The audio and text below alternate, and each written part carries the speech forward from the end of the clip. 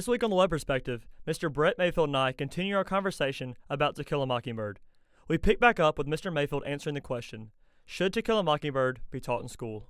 I don't know about this specific book. It's a good book. I always enjoyed it. I thought it had some really useful lessons. I think there are other books that might be just as good. But I think what the larger question is not this particular book. It's, are we going to address sensitive issues? Mm-hmm. And I think sometimes as educators, we veer away from sensitive issues. And in doing so, we're doing a disservice to our students. Because what happens is we avoid these sensitive issues, and then they get to college, and they're unprepared to deal with complexity. We put so much effort into making things simple, direct, not controversial, not making parents angry, not making school boards angry, that in many cases we back away from the really important discussions, coming to grips with really difficult issues. We avoid talking about politics, and I think it's important that teachers not unduly influence their students' political points of view, but they need to teach their students to deal with critical issues. And I think we miss that when we dismiss a book like this, say, oh, it makes us feel uncomfortable. Well, if it's being taught in a way that's disrespectful, then that's a solid argument.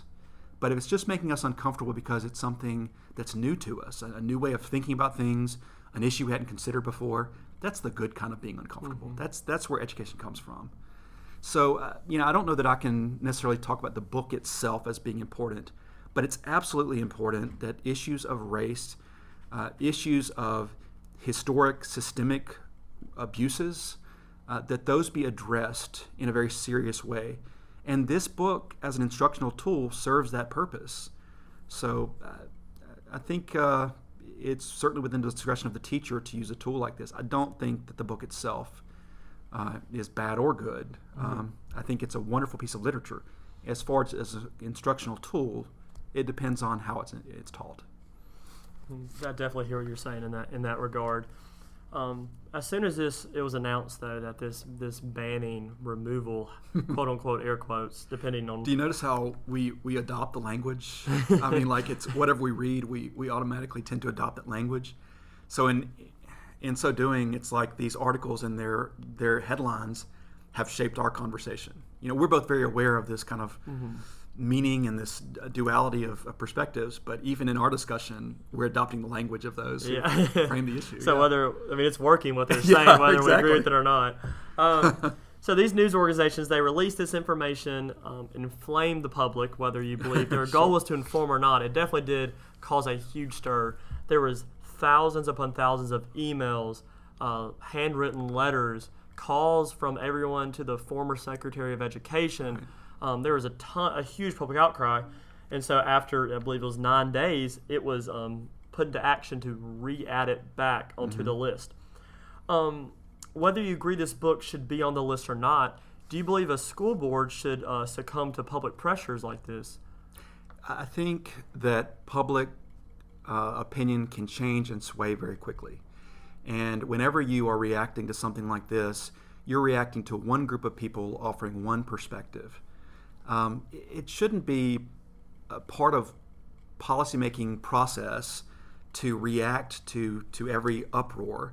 If we're going to make good policy decisions, there needs to be deliberation. There needs to be consideration. And I don't think that the Biloxi School Board did that in this case. Instead of thinking carefully, okay, we need to reconsider this book that's been part of the school curriculum for years and is all over the country. There wasn't this deliberation of, let's consider this, let's talk to teachers and get their perspective on why this book teaches, why is it necessary, what does it teach, how does it serve that conversation. Instead, this is controversial, let's remove it. And I think that was the poor reaction.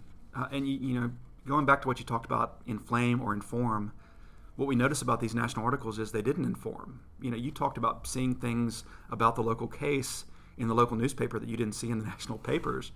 Well, yeah, and that's information that everyone had access to. Those school board meetings are recorded, they're public. I think they are anyway. I know they're public, I think they're recorded, but in any case, that information was available, and these news agencies did not choose to report that information. So whether their goal was to inform or inflame, they certainly failed at informing us in those cases. So the news media caused the public outcry, and it changed the perspective. So, not the perspective whether the book was on the list or not. Sure. So, I'm going to read some more articles about post it being added back. So, these are two headlines. I'm going to read one by Washington Post and one by The Guardian. To Kill a Mockingbird returns, sort of, to Biloxi classroom after being banned. Again with the word banned. Another one is Mississippi students allowed to read To Kill a Mockingbird with a parent's note. I just want to point out the use of the word ban in the first one, and in the second one, saying students allowed to read. As if they were denied the ability to read in the first place. Yes, and I want to go back to the fact that every student had a copy given to them. So I want to talk to you back. What are your opinions on these news articles? Well, the ultimate question is, was this part of their curriculum? Was this part of their instructional experience? And first, in that first article, certainly the word banned is not appropriate. It returns after being banned. It was never banned. So that's something we want to be careful about.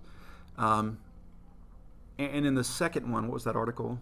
Mississippi students allowed to read To Kill a Mockingbird with a parent's note. Right. And I don't know that there's any book necessarily that I would have a problem us requiring a parent's signature, especially for this age group. This is junior high kids. 8th graders. Yeah, 8th grade. So I don't know if there's any book that I would necessarily object to a parent's permission. We want to engage parents in the process. So, if nothing else, informing the parents that they are reading this book and that this is what we've decided is reasonable. I think those articles are meant to point to a larger issue that just isn't there, to make it sound like there's this big controversy. And in the Biloxi schools, they were wrestling with an important question.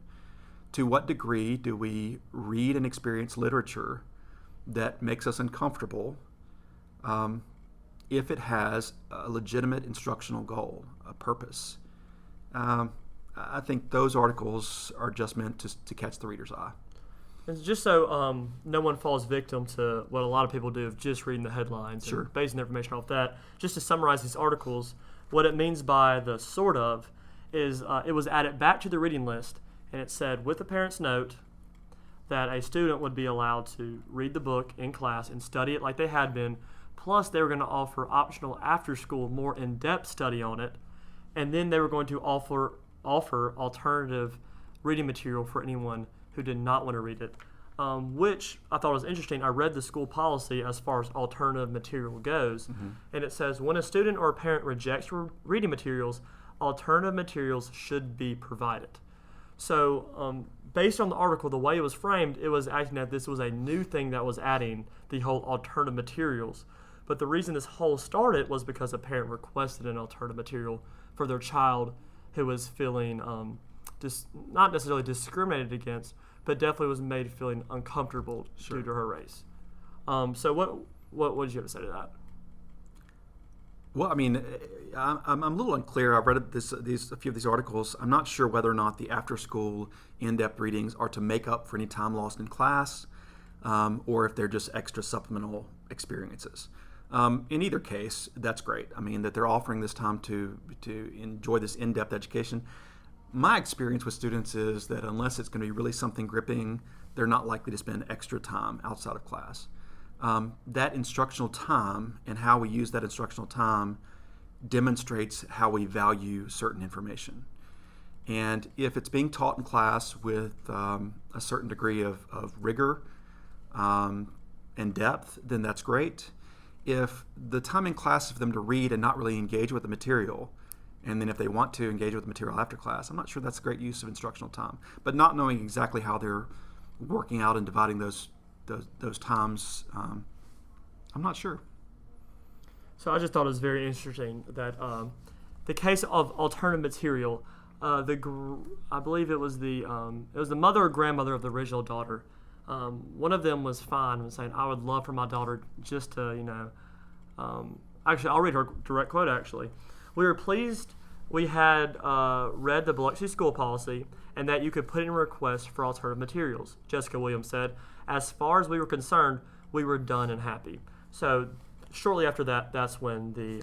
So it was the school board's reactionary response that really precipitated the situation. Yes. So it would not have been this huge scandalous thing if the school had simply followed its own policy, respected the parents' right to have supplemental material, and then moved on with from what it sounds like happened was the school district heard the testimony of Miss Jessica Williams and her daughter's experience and said, well, if this is happening in our school, then we need to stop right now.